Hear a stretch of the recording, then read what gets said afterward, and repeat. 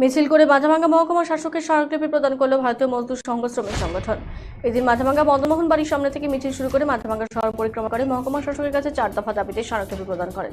দাবিগুলো হলো নারীদের সুরক্ষা প্রদান করা, শান্তিপূর্ণ নির্বাচন করতে হবে, ভোটের আগে ও পরে প্রতিটি নাগরিককে সুরক্ষা প্রদান করতে হবে, সাধারণ মানুষ যাতে নিজের ভোট দিতে পারে সেই ব্যবস্থা করতে হবে।